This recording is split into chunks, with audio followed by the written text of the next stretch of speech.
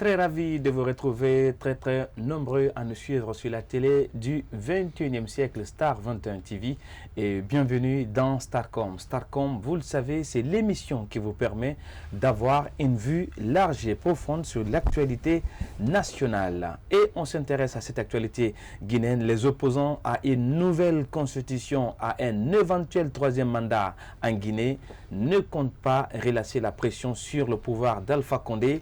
Le Front national pour la défense de la Constitution appelle de nouveau à ses militants à descendre dans la rue ce mardi 26 novembre, ici même à Conakry. Et dans cette émission, nous, on se pose la question de savoir quelle est la position du parti Nouvelle Force démocratique NFD, un parti allié à la mouvance présidentielle, sur la crise sociopolitique qui traverse la Guinée. On essaye de comprendre avec notre invité du jour, M. Mohamed Lamine Camara. Il est président du comité national des jeunes du parti NFD. Monsieur Camara, c'est un plaisir pour nous de vous recevoir dans l'émission Starcom. Bienvenue. Merci, bonjour et bienvenue à vous, à tous les téléspectateurs qui nous suivent sur cette chaîne. Et voilà. Alors, Monsieur Camara, on va commencer cette émission par cette première question introductive. Il faut dire quand même que votre alliance au sein avec le pouvoir arc-en-ciel, notamment le RPG arc-en-ciel, a suscité beaucoup de réactions. Et aujourd'hui, la question que bon nombre de Guinéens se posent, quel est l'état des lieux de fonctionnement du parti NFD? Voilà, je vous remercie pour cette question. Je commencerai notre entretien par cette phrase que nous avons concoctée au niveau de notre CNG. Si, en bon français ivoirien, si moi avec toi, moi avec toi. Ça signifie quoi? Vous connaissez tous le président Mokhtar Diallo, qui est le président de notre parti politique, le parti NFD.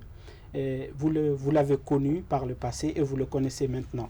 C'est monsieur qui assume ses positions. Par le passé, vous avez vu tout ce que nous avons fait pour cette opposition dite républicaine. Et vous saviez un peu ce qu'on a fait avec l'UFDG jusqu'à ce qu'on a été député. Et aujourd'hui encore, c'est vrai que nous sommes à la mouvance présidentielle. Nous assumons. Comment se comporte votre parti? Voilà, votre alliance. Notre parti, déjà, je vous dirais que très sincèrement, le parti se porte très bien. Et aujourd'hui, le parti est allié de la mouvance présidentielle et nous sommes convaincus et nous assumons notre choix pour l'intérêt général de la nation. Alors, il faut dire quand même que votre alliance avec le RPG arc-en-ciel intervient dans un contexte difficile parce qu'aujourd'hui, vous êtes les partisans à la cause d'une nouvelle constitution et il y a également des Guinéens qui s'expriment contre votre démarche en ce qui concerne cette nouvelle constitution pour un éventuel troisième mandat d'Alpha Condé. Et le pays, en termes de stabilité, traverse une crise sociopolitique actuellement. Vous, de votre côté, quel est votre regard sur cette crise guinéenne? Voilà, il faut rappeler d'abord à tous ces téléspectateurs qui nous suivent, il n'est pas encore question de troisième mandat. Il faut que cela soit cultivé dans tous les esprits. Il est question de nouvelle constitution. Il faut rappeler ceci. Tous ceux, à 85%, disons 90%, de ceux qui forment le FNDC, étaient ceux qui ont modifié la constitution guinéenne. Une constitution votée, promulguée par un président légitime. C'est eux qui l'ont modifié en faveur du feu général Lansana Conté. Aujourd'hui, c'est eux qui sont là pour nous donner des leçons de démocratie. Ce n'est pas la même Guinée quand même. Mais je veux vous dire, je suis tout à fait d'accord, ce n'est pas la même Guinée. Mais il faut voir le contexte dans lequel le parti NFD a décidé d'accompagner cette question de nouvelle constitution. On se dit, prenons de façon élémentaire cette constitution dans le préambule. Dans les premières phrases de cette constitution, où on dit libre le peuple de choisir ses institutions. Le peuple de Guinée vote cette constitution. À votre égard, est-ce que ce peuple a voté cette constitution? Ce n'est pas le peuple qui l'a voté. C'est un groupe de personnes qui n'avaient pas mandat de voter cette constitution. Ça seulement, à travers même cette phrase du préambule, on est amené à changer cette constitution. Parce qu'il n'avait pas mandat. Et cette constitution a été promulguée par un président qui n'était pas légitime. C'était un putschiste qui est venu, disons, c'est un putschiste qui était venu, qui promulgue une nouvelle constitution. Mais une constitution sur laquelle que l'homme que vous soutenez aujourd'hui, le professeur Alpha Condé, a juré à 2 reprises de respecter et de faire respecter le contenu. Donc, et sans cette constitution, le mandat du président n'aura pas de sens alors. Je vais vous dire. Il est très simple. S'il y a 2 Guinées, comme l'a dit récemment le professeur Alpha Condé, libre au peuple de savoir. On a constaté, il y a une partie du peuple qui dit non, et une autre partie qui dit oui. Si ces démocrates, ces soi-disant démocrates, se disent oui, nous sommes des démocrates, pourquoi ils s'opposeraient à une nouvelle constitution? Pourquoi ils s'opposeraient au référendum? Parce que selon eux, ça serait une sorte de parjure. Libre au peuple de choisir ses institutions. Alors, parlant de cette nouvelle constitution que vous prenez, vous, membre de Codenoc. De Codenoc, il y a quand même cette question des victimes qui reviennent à chaque fois dans le débat. Vous le savez quand même que depuis que le Front National, la Constitution a commencé à exprimer son opposition par rapport à ça, il y a des manifestations, il y a également des morts qui sont sues en termes notamment de victimes enregistrées. Comment est-ce que vous, de votre côté, en ce qui concerne le parti NFD, vous portez votre regard sur notamment ces victimes enregistrées au cours de ces manifestations du Front National pour la défense de la Constitution? Le parti NFD est un parti démocratique. C'est un parti au service de son peuple. Je vous dis ceci, en très bon Guinéen, en tant que citoyen, en tant que républicain, nous condamnons fermement, avec la dernière énergie, ces tueries. Mais il y a une question que nous nous posons jusque-là. Qui est à la base de cette tuerie? Tout Guinéen doit se poser la question. Je vous assure, sans parti pris. Vous posez la question, qui est à la base de cette tuerie? Bien sûr. Je vous dis très sincèrement, moi j'ai suivi récemment un reportage d'une dame qui était à l'hôpital qui dit que c'est deux personnes habillées en tenue militaire qui ont tiré sur elle à bout portant.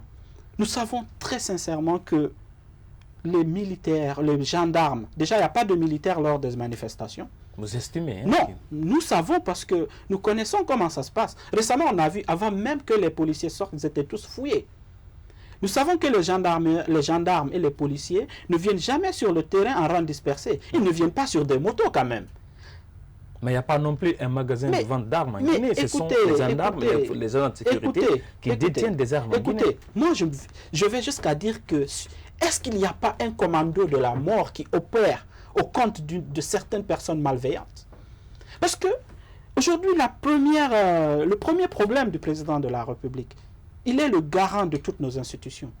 Je vous dis, pour ceux qui sont proches de lui, nous sommes convaincus, et nous le savons, qu'à la veille de chaque manifestation, il veille au peigne fin pour que les forces de l'ordre ne fassent pas de bavure. Donc c'est un problème pour nous aujourd'hui, et c'est un problème pour l'État. Donc nous savons qu'il y a des autopsies qui vont être menées, et qui sont en train d'être menées, des enquêtes sont en cours pour déterminer qui est à la base de cette tuerie. Alors, parlant de ces victimes enregistrées lors des manifestations du Front National pour la défense de la Constitution, il faut dire quand même que les femmes du Front National pour la défense de la Constitution, elles continuent d'exiger la vérité sur ce qui s'est passé en termes de tueries lors des manifestations politiques en Guinée. Elles étaient dans les rues de la capitale le 24 la semaine dernière pour exiger en quelque sorte la vérité sur notamment le cas des assassinats. C'était le 19 novembre dernier à Conakry. On va suivre cet élément de la rédaction consacré à cette marche des femmes du Front National pour la défense de la Constitution et on revient. Ce sont les premières images de la mobilisation de femmes du FNDC ce mardi 19 novembre 2019 au rond-point de Bambeto. La plupart, vêtues de blanc, elles scandent des slogans, signe de leur déception et leur colère vis-à-vis du régime d'Alpha Condé. À 11h, le cortège prend la direction de la Belle-Vue, via Hamdallah. Au fur et à mesure que la foule avance, l'ambiance, la détermination et l'engagement prennent le dessus. Nous allons marcher, nous sommes habitués, plus que motivés. On l'a fait à maintes reprises. Ce n'est pas la première fois que nous marchons. Je suis motivée de marcher de Kabelin à l'aéroport, s'il faut, de Kabelin au palais. Pour la deuxième fois, la marche de femmes du FNDC a été encadrée par les femmes policières et gendarmes. Une cohabitation réussie grâce à la promptitude de la commission d'organisation de la marche. Tuer, c'est un crime. Et ne pas punir les criminels, c'est lâche et hypocrite. Et faire verser et couler les mêmes larmes à tout moment, ça c'est un génocide. Les âmes qu'ils ont pris et ses parents aujourd'hui n'ont pas d'enfants. Qu'on les demande d'arrêter. La Guinée peut être au milieu de l'océan, la Guinée peut être au milieu de la forêt. Parce que sans ce peuple, il n'y a pas de Guinée.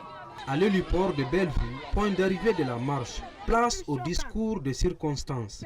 Derrière leur porte-parole, l'une des responsables de femmes du FNDC, ces mères meurtries réclament justice pour les nombreuses victimes du pouvoir d'Alpha Condé.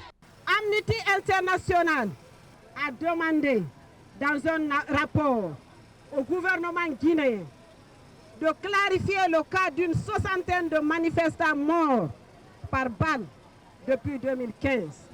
Nous, femmes de Guinée, nous nous joignons à cet appel pour demander la mise sur pied d'une commission d'enquête internationale pour mettre à nu la vérité sur ces cas de mort dans notre pays. Sans pour autant donner une date précise, les femmes de FNDC manifestent leur intention de battre encore le pavé dès la semaine prochaine. Une énième marche contre les tueries et pour la libération de membres de FNDC et d'autres activistes de la démocratie détenus à la maison centrale de Conakry. Les femmes du Front national pour la défense de la Constitution continuent d'exiger la vérité sur les cas de mort enregistrés lors des manifestations du Front dressé contre une nouvelle constitution pour un troisième mandat d'Alpha Condé. Alors, M. Camara, on peut peut-être admettre votre position en termes de responsabilité de ces morts, mais l'autre chose qu'on reproche à votre camp, c'est le fait qu'il n'y ait jamais de lumière sur les cas de mort enregistrés lors des manifestations. Et pourtant, c'est vous qui en avez quand même la direction et le pouvoir, notamment de l'État et même de la justice. Voilà, je vous remercie pour la question. Je vous dis que l'appel de tout citoyen lambda soucieux de l'avenir de la Guinée est entendu par le président de la République. L'appel de ces femmes, je vous assure, il est entendu et compris par le président de la République. Ça doit se matérialiser. Cela est en train d'être fait. Dans les actes concrets. Nous manquons, la République, disons, aujourd'hui on n'a peut-être pas tous les moyens pour la police scientifique, mais je vous dis que c'est chose qui est en train d'être faite. Récemment, vous avez vu que les autopsies ont commencé. Et je vous dis quelque chose qui va beaucoup vous étonner. La plupart des résultats, disons, connus, les premiers résultats connus de ces autopsies nous disent que les manifestants ont été tués à bout portant. À bout portant. Mais par qui? Donc nous rassurons le peuple de Guinée. Nous rassurons ce peuple pour lequel on est en train de nous battre. Le peuple pour lequel nous nous mouillons jour et nuit pour le développement de ce pays, que cet appel des femmes de Guinée, cette partie des femmes de Guinée est entendue et que le peuple, le président de la République, à travers les institutions liées à la police, sont en train de mener les enquêtes. Et bientôt, la vérité va jaillir. Et je le dis en bon poulard, yo alla gonga wa fenale. Ah oui, c'est la position de notre invité plateau ce soir dans cette émission. Starcom, Mohamed Lamine Camara, je rappelle qu'il est le président du comité national des jeunes du parti des Nouvelles Forces Démocratiques, NFD, un parti allié à la mouvance présidentielle. On va marquer une courte pause avant de revenir dans cette émission juste après ça.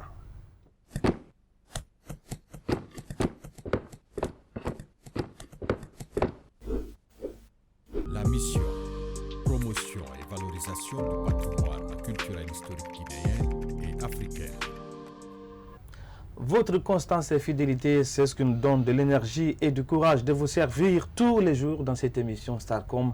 Il faut dire que dans cette deuxième partie de l'émission, on va consacrer l'essentiel de nos débats sur notamment cette plainte dressée contre président du parti Nouvelle Force Démocratique, à la personne de M. Mokhtar Diallo, actuel ministre de la Jeunesse et de l'Emploi des Jeunes, qui fait l'objet d'une plainte de la part de la plateforme des jeunes de l'Axe pour la démocratie et le développement par rapport aux propos tenus par le ministre Mokhtar Diallo sur la responsabilité, selon lui notamment, des responsables des victimes enregistrées lors des manifestations politiques. Alors on va aller avec cet extrait du président du PJDD à la personne de M. Ibrahima Aminata Diallo, qui revient sur les motivations de sa plateforme à dresser cette plainte contre le ministre de la Jeunesse.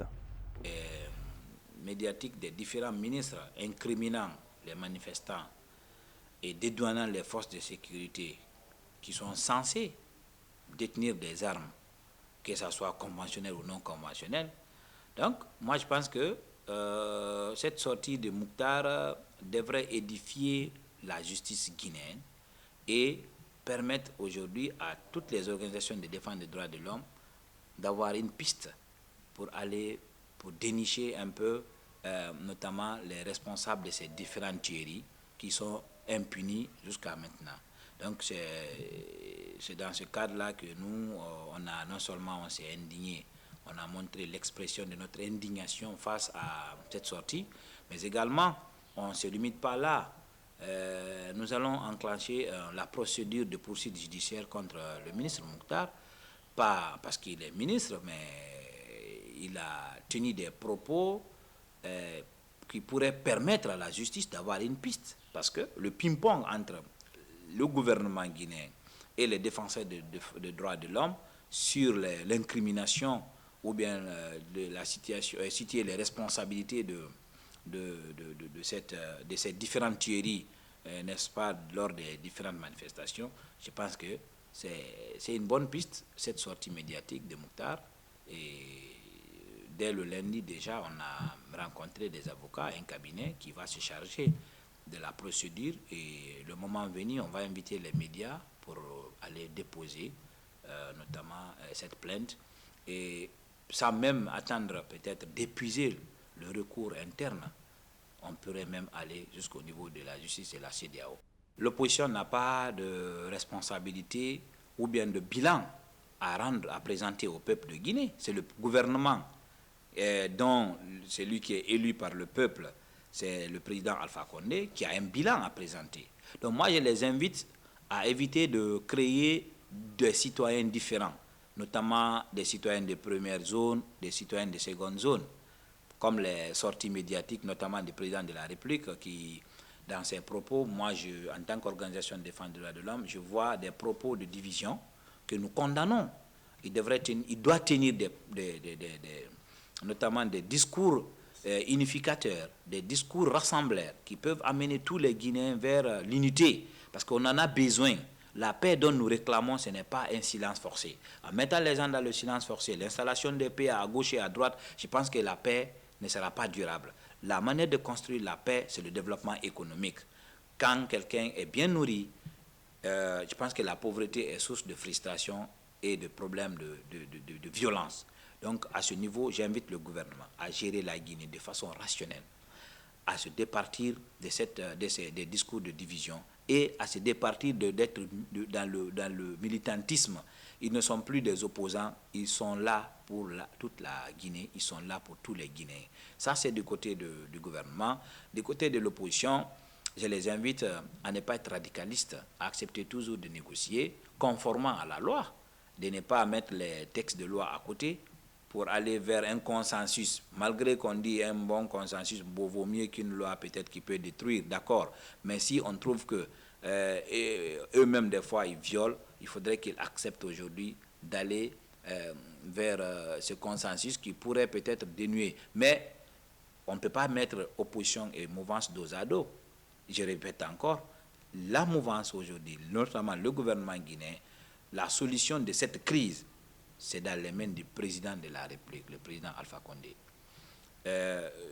Il a toujours lutté pour des valeurs depuis plusieurs années. Moi, j'ai un respect pour lui par rapport à sa constante depuis qu'il a commencé à lutter pour la démocratie en Guinée, il devrait incarner cette lutte qu'il a prônée, ces valeurs qu'il a prônées depuis plusieurs années, disons une décennie, plus de 20 ans. Il devrait accepter d'être ce Mandela dont il s'est réclamé, c'est-à-dire organiser les élections en 2020, passer le pouvoir à celui-là que les Guinéens vont confier, et on va voir enfin un ancien président guinéen, n'est-ce pas, comme le Ghana. Vous pouvez voir 3 présidents, 4 anciens présidents assis ensemble pour en train de suivre un match de football, qui deviennent des bons conseillers pour celui qui vient, parce que en général, de ne pas céder à la manipulation, à l'instrumentalisation. Parce que quand vous êtes manipulé, vous devenez un instrument. Et c'est là, qu'est-ce qu'il faut pour ça? On doit tous se battre pour avoir un emploi. À défaut de ça, d'avoir un métier. Parce que si quelqu'un t'appelle pour te proposer 50 000, 100 000, tu n'as rien. Je pense que tu sortiras peut-être pas de façon de gré, mais de force, compte tenu de ces situations. Donc, j'invite mes amis, la jeunesse guinéenne. Aujourd'hui, plus de 60% de la population guinéenne ont moins de 40 ans. Moi, je les invite à œuvrer pour l'instauration d'un état de droit en Guinée sans violence, mais aussi de combattre le système qui est en place, un système de recyclage depuis 1958 à nos jours. C'est les mêmes personnes presque, c'est des pères en fils, d'accord? Et d'essayer de voir qui les Guinéens, les vrais Guinéens, quand je dis vrais Guinéens, ceux qui sont dans le pays, qui connaissent la souffrance de ces Guinéens, puissent gérer la Guinée dans l'intérêt général des futures générations de notre pays. Ibrahima Aminata Diallo, président de la plateforme des jeunes leaders de l'Axe pour la démocratie et le développement, qui donnait les explications par rapport à la position de sa plateforme en ce qui concerne la saisine de cette plainte qui vise le ministre Mokhtar Diallo, ministre de la Jeunesse et également de l'Emploi, mais également président du parti NFD. Alors, la question, M. Keita, vous qui êtes du parti... M. Camara, excusez-moi, vous qui êtes du parti NFD, la suite a donné par votre parti aux plaintes, à cette plainte notamment annoncée par cette plateforme qui vise votre président.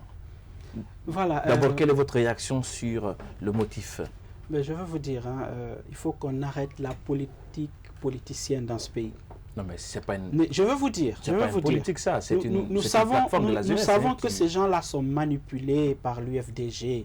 Diano Suleiman qui est un avocat de l'UFDG. Mais je vous dis, un monsieur qui se réclame avocat, mais est-ce que vous avez écouté sa communication? Moi, je pense qu'il doit revoir ses cours de grammaire à l'école primaire, depuis l'école primaire.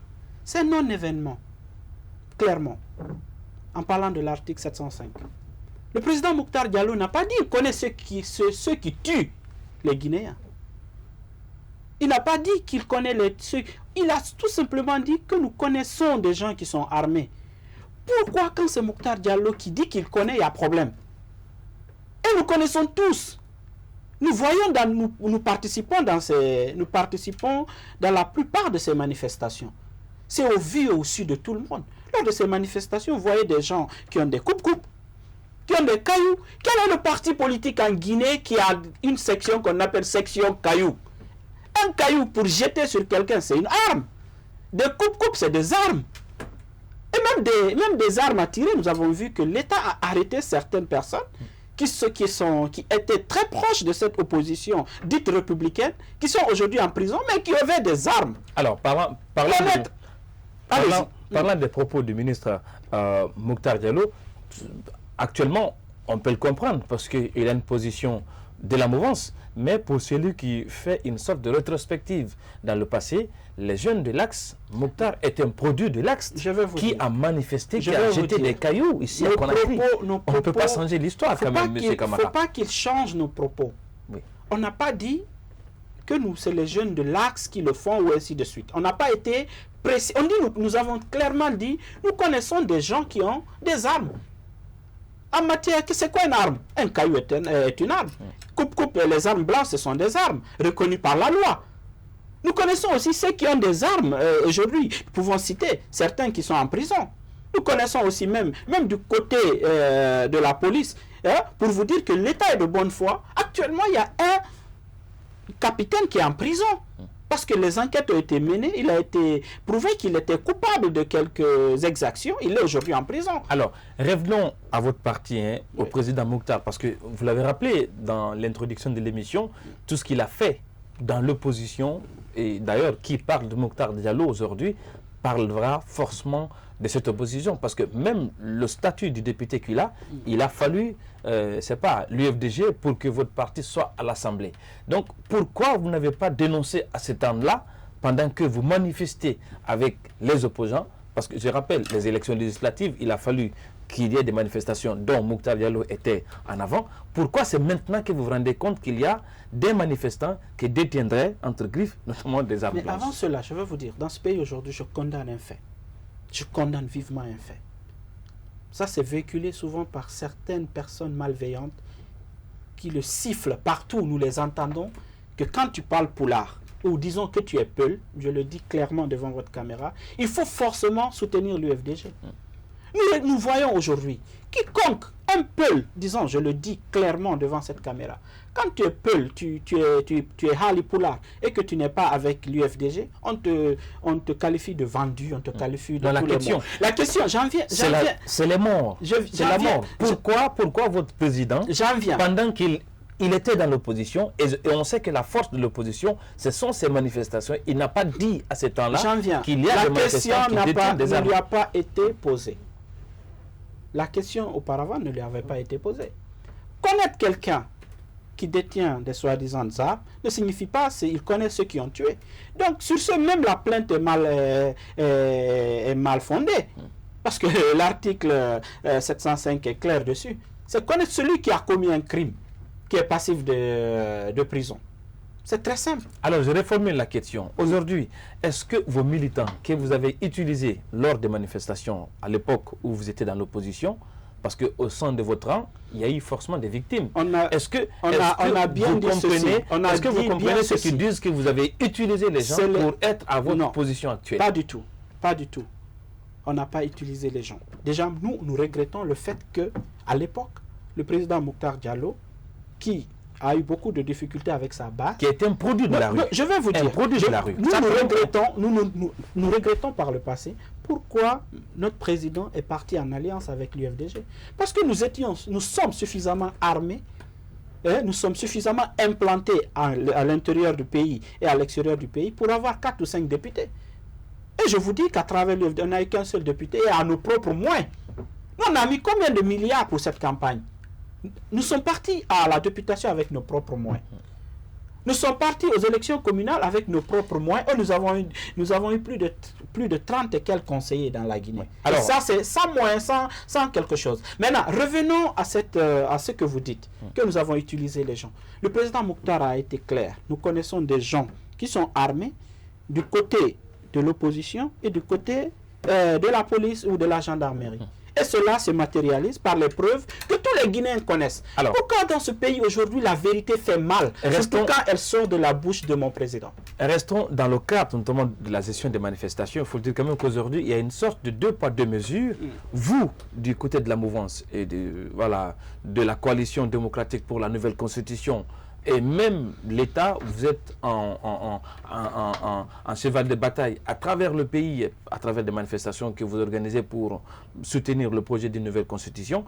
Pendant ce temps, à Conakry, il y a des Guinéens qui relèvent du Front National de Défense Constitution qui ont été déjà difficilement acceptés en termes d'autorisation de manifestation. Et aujourd'hui, on voit qu'il y a un certain nombre d'axes qui ne sont pas, laissés au front afin qu'ils marchent, notamment l'autoroute et voire même des lieux comme le Palais du Peuple. Que dites-vous notamment de ces 2 poids 2 mesures de l'État guinéen que vous soutenez aujourd'hui? Je vais vous dire ceci. Je rebondis sur la dernière question avant de finir sur cette question. Nous avons accepté de rejoindre la mouvance pour 2 raisons fondamentales. Nous avons été rejetés par ceux qu'on a contribué à faire grandir dans ce pays. Et nous avons accepté de participer au développement de notre pays. Nous avons accepté le poste pour lequel le poste que nous occupons, pour apporter notre grain de sel pour le développement de notre pays qui est légitime. Aujourd'hui, personne n'est censé ignorer tous En les tout efforts cas, qu'on a fournis ou qu'on est en train de fournir pour l'employabilité des s'il y jeunes. a une seule chose qu'on peut, que l'opinion nationale peut retenir comme étant un acquis de votre alliance avec le RPG Arc-en-Ciel, c'est cette pancarte qui a fait voilà, le buzz sur la toile. Comment est-ce que vous l'avez appris que votre ministre, que votre président se transforme en un simple militant qui détient une pancarte? Comment est-ce que vous l'avez apprécié? J'ai commencé cette émission par une phrase que nous avons cultivée au sein de notre parti. C'est une phrase toute simple. Si moi avec toi, moi avec toi.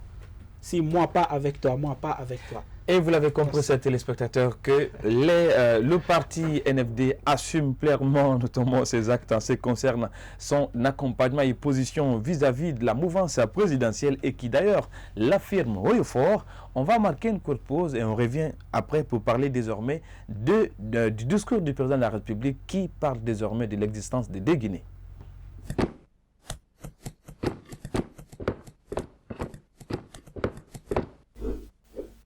La mission, promotion et valorisation du patrimoine culturel historique guinéen et africain. Merci de nous rester fidèles sur la télé du 21e siècle et de retour également dans cette émission pour cette troisième tranche de l'émission Starcom qui a pour invité aujourd'hui M. Mohamed Lamine Camara. Il est président du comité national des jeunes du parti NFD du Mouktar, de M. Mouktar Diallo, actuel ministre de la Jeunesse et de l'Emploi des Jeunes. On va parler de l'aspect notamment des activités de la coalition démocratique pour la nouvelle constitution avec cette sortie du président de la République du côté des Érécorés qui continue quand même d'alimenter la chronique en Guinée et ça fait objet de beaucoup de réactions quand le président de la République, le professeur Alpha Condé, dit désormais qu'il y a deux Guinées en parlant de ceux qui sont pour et contre la nouvelle constitution pour un troisième mandat en Guinée. On suit ça, on revient juste après. Lors de son dernier meeting tenu à Gérékoré, le président Alpha Condé a déclaré qu'il existe actuellement deux Guinées. Une Guinée qui veut bouger économiquement et une Guinée qui s'oppose au changement. Ces propos sont diversement interprétés au sein de l'opinion. Le propos tenu à Gérékoré, il doit rectifier ça quand même à une autre façon, même s'il va faire d'autres discours. Parce que quand on entend le premier magistrat de la Guinée qui parle comme ça, disant il y a deux Guinées, ça nous renvoie aussi à d'autres pensées donc, qui risquent de nous faire diviser. L'article 1 de la Constitution guinéenne stipule que la Guinée est une et indivisible, un principe d'unicité de l'État quelque peu menacé au regard du comportement de nombreux hommes politiques, ce qui ne laisse pas indifférents certains citoyens souciés de la paix et de la stabilité en Guinée. Moi, je ne suis pas tout à fait d'accord avec lui. Politiquement, il a dit, c'est son opinion. Mais si ce n'est pas politique, moi, la Guinée, elle est unique et indivisible. Vouloir dire qu'il y a deux Guinées, pour ceux qui ne sont pas avancés en âge et aux études, ils peuvent avoir des problèmes. C'est pourquoi, en tant que président, il faut toujours être beaucoup citoyen que politique. Parce que quand c'est la politique, parfois ça nous perturbe. Ce n'est pas tout le monde qui est censé de décortiquer ou bien de déchiffrer les propos politiciens. Préoccupés par la crise politique guinéenne, bon nombre de citoyens ne passent pas par quatre chemins. Ils appellent les acteurs politiques guinéens et leurs acolytes au sens de responsabilité. Je demande à tout un chacun de retenir leur souffle pour que notre pays puisse en sortir dans cette péril qui se passe actuellement là. Que ce soit au niveau de la mouvance, que ce soit au niveau des opposants, c'est l'unicité de la Guinée. C'est de véhiculer un message de paix qui unifie les Guinéens. Ces propos du président Alpha Condé s'invitent dans les débats de tous les jours en Guinée. Il s'agit notamment du projet de nouvelle constitution et du processus électoral, un véritable poudre à canon. Et ces propos du président de la République qui fait toujours des vagues dans la cité. Alors, vous, monsieur Camara, quel est votre point de vue sur ce discours du président qui parle désormais de l'existence des Guinées? Quand même, c'est grave pour un chef d'État qui parle ainsi du pays qu'il est habilité à gérer. Il faut toujours comprendre le sens dans les propos de son Excellence le Président de la République. ceux qui sont en train aujourd'hui de nous donner des leçons de démocratie, pendant que nous étions dans les rues en 2001, c'est eux qui ont mis ce pays-là à terre. Vous le savez. Le président Lansana Conté a toujours dit, Antama Colon, si c'est bon pour le pays, faites-le. Mais la question, est-ce qu'un chef d'État doit parler ainsi? Je vous dis qu'il est... En parlant de ça... Il a son dialecte. Du pays qu'il est en train de gérer. Il a son dialecte pour qualifier ces personnes qui sont en train aujourd'hui de manipuler le peuple. Une partie du peuple. Une infime partie du peuple. Il a son droit de regard et nous assumons, nous acceptons ses propos. Parce que ces gens-là se sont succédés combien de fois Premier ministre dans ce pays? Ces gens-là ont modifié la Constitution en 2001 pour que le chef de file de l'opposition soit Premier ministre à l'époque. Il n'était pas à l'époque opposant. Non, voilà, qu'il soit opposant ou pas, c'est lui qui était le parrain du Fouta Diallo. C'est lui qui a toujours manipulé les consciences de son peuple. Monsieur Camara, comprenez avec moi que nous avons affaire avec une Guinée qui a consenti assez de sacrifices et qui s'est matérialisée lors du massacre du 28 septembre. Des Guinéens ont perdu la vie. Il y a des sacrifices immensurable. Mais jusqu'à présent, cet état démocratique et que vous-même vous soutenez qu'on aille. Jusqu'à présent, il n'est pas question de troisième mandat. Pour l'intérêt supérieur, écoutez, pour l'intérêt supérieur de cette nation, nous avons besoin d'une constitution votée par le peuple. Et pour le peuple. Vous vous êtes rendu au soir de votre mandat? Non, pas au soir. Ça, c'était une évidence qui était là. Pourquoi cette opposition, tout en le sachant, dès le départ, ils ne l'ont pas dénoncé? Non, c'est parce que mais je vous dis que c'est fondamental. Notre loi fondamentale, notre constitution est illégale. Maintenant, en parlant des propos du président de la République, je vous dis qu'il a raison. Aujourd'hui, il y a deux Guinées, je l'affirme.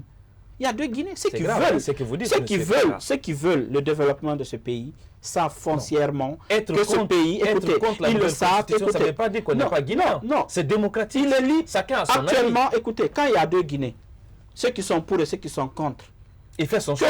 Ceux qui sont avec lui, de son pouvoir, ceux qui ne sont pas avec lui. Que dit notre constitution? Allons au référendum. S'ils sont si forts de toute la Guinée, ils sont forts de leur masse, de leurs votants. Allons au référendum et votons. Voyons qui va l'emporter. C'est le oui. Est-ce quand même que c'est du parjure, hein? Non, pas du tout. Allons, écoutez, jusqu'à présent, déjà, nous parlons de plusieurs choses. Jusqu'à présent, le professeur Alpha Condé a dit ceci. J'écouterai le peuple. Et c'est ce qu'il est en train de faire. On est assez pris par le temps. On va parler notamment désormais de votre position. Parce que c'est vrai que vous êtes à l'actif de tout ce qu'il y a comme activité. On a vu le tournoi dédié au président de la République à Pita qui s'est passé. Donc, avec cette pancarte qui est... Et bientôt, je vous donne le scoop, bientôt le Fouta Diallo va se réunir comme un seul homme pour recevoir le président de la République. Ça va se passer où?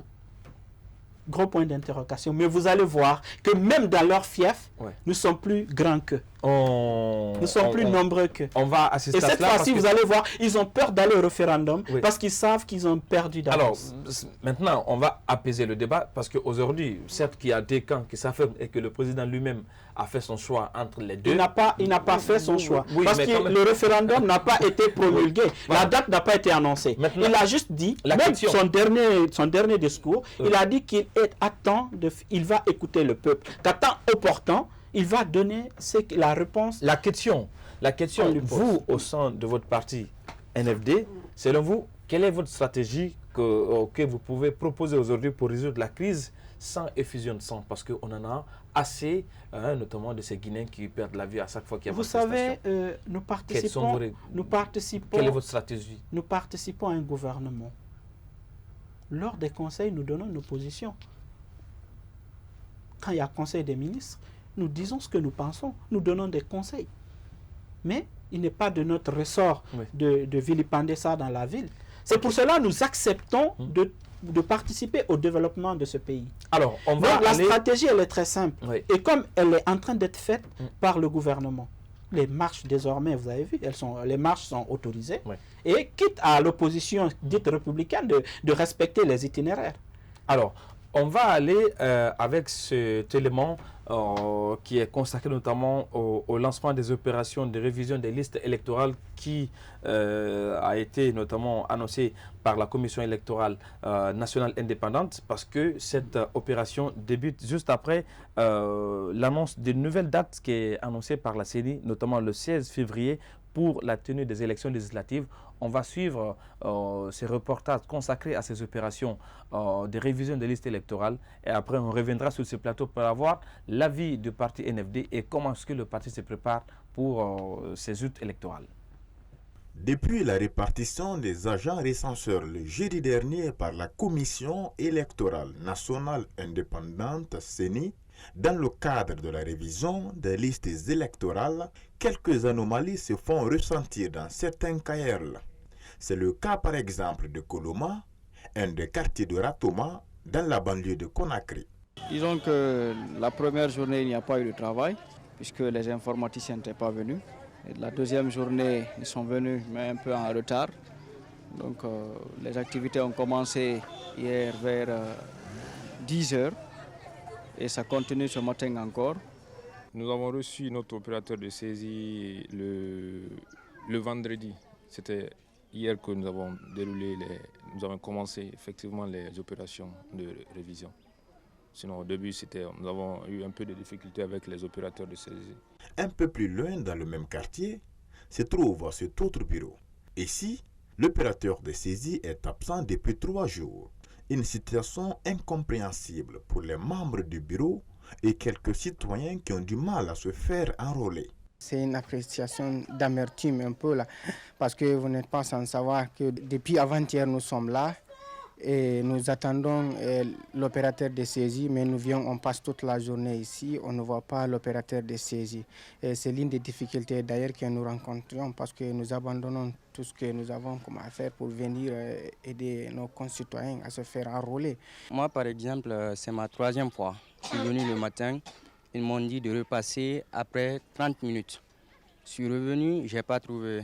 Ils m'avaient dit que l'agent qui vient, il est un peu devant ici, il va arriver dans 30 minutes. Et je suis revenu aussi, je ne l'ai pas trouvé. Autre difficulté non des moindres est la prise en charge des cas de déplacés. Hier, citoyen de Dubrika, Loa vit aujourd'hui à Koloma où il souhaite se faire enrôler. J'étais à Dubrika, mais je me suis déplacé, je suis actuellement à Koloma ici. Je suis venu pour leur demander si je peux venir m'enregistrer auprès d'eux. J'avais perdu ma carte. Si j'ai une carte d'identité, je peux envoyer, puis il peut m'enregistrer à nouveau. Pour un délai officiel de 25 jours fixé par la CENI, à compter du 21 novembre, ce processus de révision des listes électorales risque de connaître un échec cuisant. En cause, le retard et l'absence de certains opérateurs de saisie dans les bureaux, la lenteur du processus et la réticence de bon nombre de citoyens en âge de voter. Et comme vous l'avez compris, que ces opérations de révision des listes électorales débutent avec des anomalies enregistrées par endroits à travers la capitale Conakry. Alors, de votre côté, pour parler d'élections, aujourd'hui, quelle est la stratégie en termes de participation aux différentes élections qui s'annoncent, notamment les élections législatives et présidentielles? Est-ce que vous allez vous présenter sur la bannière du R+ Arc-en-Ciel, ou bien ça va être une présentation comme d'habitude? Rapidement, on est pris par le temps. Avant de répondre à votre question, je vais vous dire que je rejoins les propos de Feu Jean-Marie Doré. Nous avons l'opposition la plus bête d'Afrique. Nous partons à des élections bientôt. Et on est à quelques jours des enrôlements. Il n'y a pas encore de déclaration officielle invitant leurs militants à s'enrôler. Et ils veulent aller à des élections dans ce pays. Gros point d'interrogation. De notre côté, le parti NFD se porte très bien, je vais vous le dire. Ah oui, et pour la date du 16... du DG en termes d'accompagnement, parce que vous avez la main dans la pâte. Et je vous dis... Vous avez désormais la main dans la pâte. Nous ne sommes pas dans la pâte. Écoutez, nous, ce que nous faisons, c'est pour une cause républicaine. C'est dans l'intérêt supérieur de la nation. Est-ce que vous avez les moyens de vos ambitions? Nous ne sommes pas engagés, disons, nous ne sommes pas venus au gouvernement pour avoir les mains dans la pâte. Nous sommes venus au gouvernement pour apporter notre grain de sel au développement de cette nation, qui est légitime. On ne peut pas un jour rêver de gouverner cette nation sans avoir beaucoup d'expérience pour atteindre ses objectifs. Quelle est votre capacité en termes de représentativité? Aujourd'hui, le parti NFD est installé partout en Guinée et à l'intérieur du pays. Le parti NFD, depuis même notre arrivée au ministère de l'Emploi, la jeunesse et le peuple de Guinée a compris que le parti NFD est un parti cosmopolite. Oui. Nous sommes installés partout en Haute-Guinée, partout en Guinée forestière et au Fouta, on dit. Vous avez les moyens. Donc désormais, on s'engage en politique parce qu'on a les moyens de ces ambitions. Surtout quand on est allié de la mouvance présidentielle. Non, pas du tout. Nous sommes partis aux élections communales sans aucun... Avec le soutien de l'UFDG. Pas du tout, aux élections communales. On était déjà en guerre avec l'UFDG. Vous avez eu... voilà, on a un conseiller... Voilà. Non. Je vous dis, c'est l'expérience, presque pas. Un seul conseil sur combien de... On parle de ratement. Je vous dis car dans toute la Guinée, on a eu près de 33 conseillers. C'est pas petit. Une partie du peuple nous fait confiance. Et aujourd'hui, le parti NFD, je vous dis, on est dans les jours à venir parce que nous appartenons à une coalition. Il y a des réunions en cours et des rencontres en cours. Et nous ferons des déclarations solennelles sur notre position et sur nos conditions pour aller aux législatives. En attendant, nous invitons tous les Guinéens à aller se recenser et nous invitons tous nos militants de se recenser pour l'intérêt supérieur de la nation guinéenne. Nous arrivons à la fin de cette émission Starcom qui était consacrée essentiellement sur la position des partis alliés à la mouvance présidentielle sur la crise sociopolitique de notre pays à travers notamment le débat autour du changement de la constitution pour un éventuel troisième mandat, même si M. Camara ne va pas entendre de troisième mandat. Et il ne me reste qu'à vous dire merci M. Camara d'avoir accepté notre invitation et le plaisir était pour nous de vous recevoir dans Starcom. Merci beaucoup et merci à tous vos téléspectateurs. Nous, chers téléspectateurs, on se reprend dans un autre numéro de Starcom et à bientôt. Seulement, restez fidèles à la télé du 21e siècle car le meilleur reste à venir.